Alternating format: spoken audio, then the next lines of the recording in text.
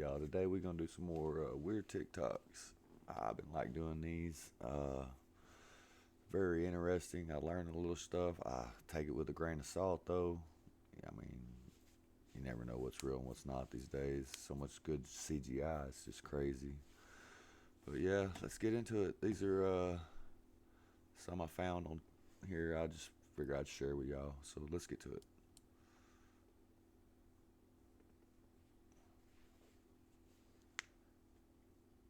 Why is the government lying to us about history? There is a civilization as recent as 100 years ago that was omitted from the history books called the Tartarian Empire, and it was technologically far superior. They were able to convert atmospheric pressure into electricity, and as a result of unlimited free energy, they were able to direct their focus towards unity, oneness, peace, love, and harmony, which we don't see in today's society as there is no profit for evil people in times of peace. Tartaria was a country with its own government, its own flag, and its own place on the map. Its territory was huge, covering over 3 million square miles, and if you look back far enough, the country exists on maps predating the 19th century. The Great Wall of China, which is located on China's northern border, is believed to have been built by the Tartarians, although history would say otherwise. There are openings on the wall that are only accessible from the north face of the wall, or from Tartaria.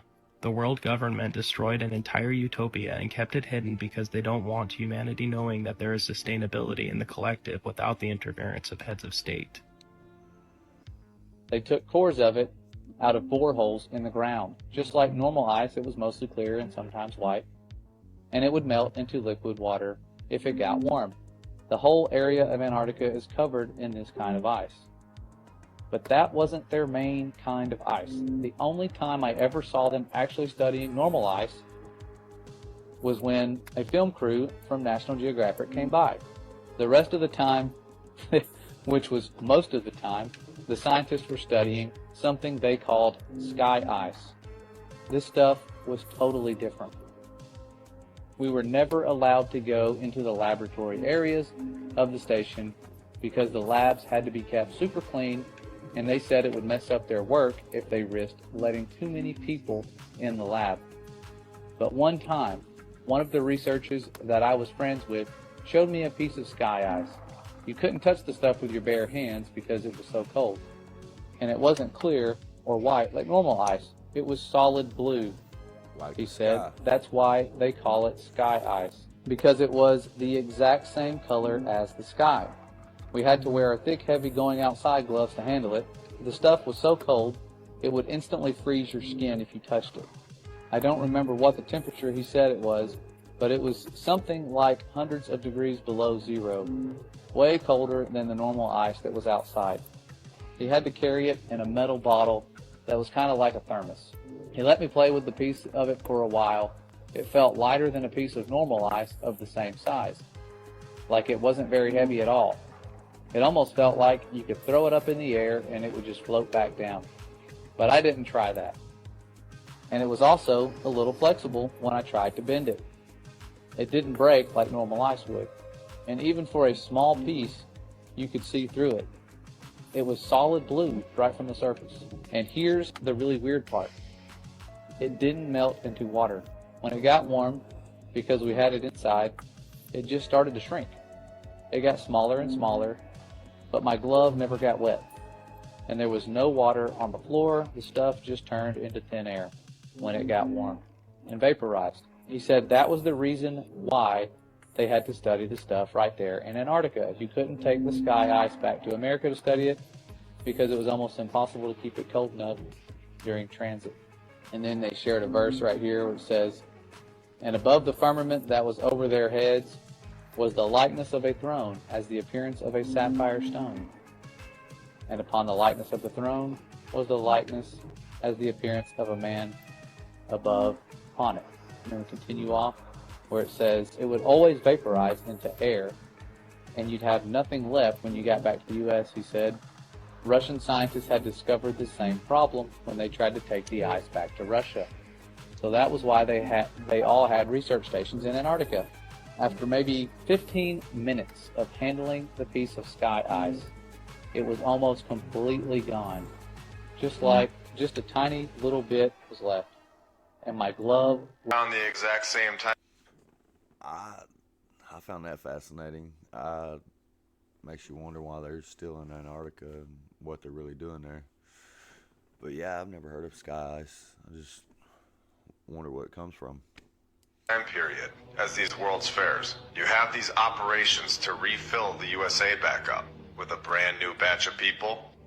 So we're speaking about the World's Fair, all right? They killed my dog. You're gonna get a new partner. The velocity and path of the moon are uniform, and should therefore exert a uniform influence on the Earth's tides, when in Another video that actuality, wasn't edited the right. Earth's tides vary greatly and do not follow the moon. Earth's lakes, ponds, marshes, and other inland bodies of water also inexplicably remain forever outside the moon's gravitational grasp. If gravity was truly drawing Earth's oceans up to it, all lakes, ponds, and other bodies of standing water should certainly have tides as well. It is claimed that the other planets are spheres, and so therefore Earth must also be a sphere. Firstly, Earth is a plane, not a planet, so the shape of these planets in the sky have no bearing on the shape of the Earth beneath our feet. Secondly, these planets have been known for thousands of years around the world as the wandering stars, since they differ from the other fixed stars in their relative motions only. When looked at with an unprejudiced naked eye or through a telescope, the fixed and wandering stars appear as luminous disks of light, not spherical terra firma. The pictures and videos shown by NASA of spherical terra firma planets are all clearly fake computer-generated images and not photographs. Holy shit. Look at that. This is crazy. Huge sheet of water, 300 to 400 feet deep. It's rushing over. It begins to just strip away the rock. This cataract complex is about 5 miles across. And you can see what it's done to the bedrock. We're on the rock blade right there. So now you can begin to see the scale of this thing that we were just seeing from Google Earth. Well, now the way when you describe it, God, There you get a sense. oh my God. There you get a sense of the rock blade. Well, there you get a sense of what the volume of water must have looked like it was rushing through there. See the man standing right down there on the rock? See him? Oh, that little dude? That little dude is 6 feet tall. No, in sure real he's a life, he's regular sized actually only person. 4 inches. Look at the people standing on the cliff edge there, the edge of the rock. Do you see him down there? What would survive, again, in the aftermath? Not of that dude. Something? No, not that dude. I especially love this Apollo 11 redocking footage. This is absolutely ridiculous. These are 1960s special effects and are obviously fake to even a child. Look at the jerky motions. Look at the total lack of thrusters being used. I've had many people ask me if this is genuine NASA footage, and yes, it is. I actually feel pretty bad for you if you believe that's a spaceship that just blasted off from the moon traveling at 4,000 miles per hour. But there's a lot of footage available that's been taken from the International Space Station, the ISS. This is it here.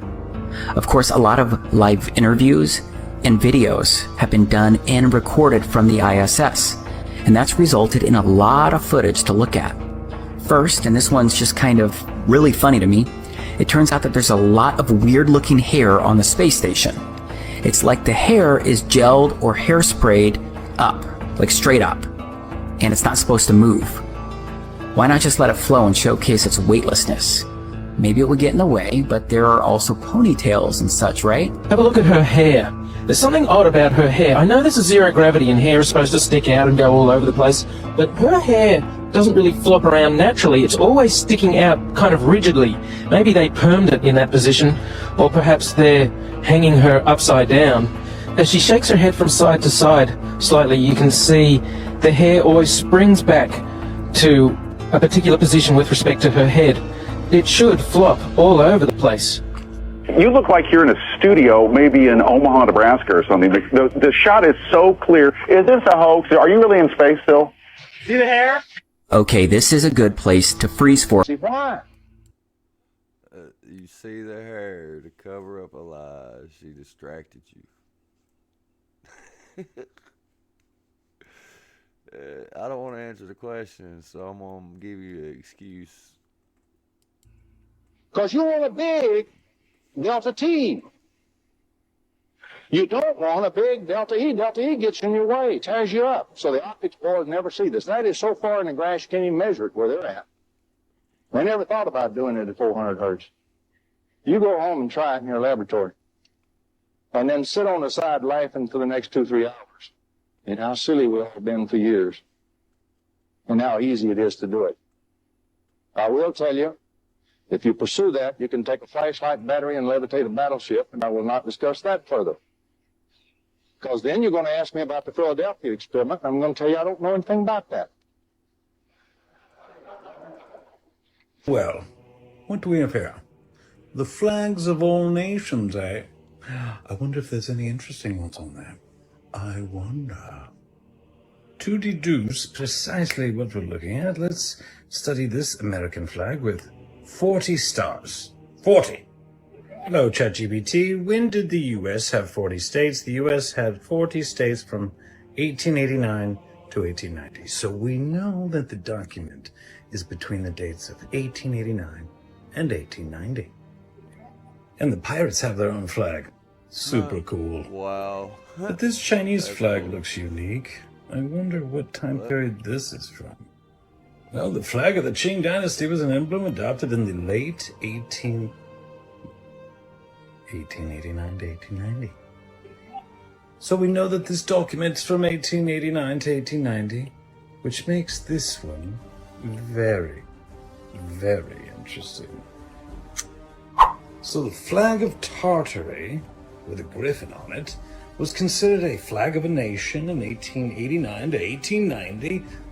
Well, what Tartary are they talking about exactly? This Tartary? Perhaps this Tartarian? I believe this may be it. I bet you didn't know they had a Tartarian Sea. That's right, Mare Tartaricum. And where does that leave us, except to conclude that in the years 1889 to 1890, people around the world still considered Tartaria a nation.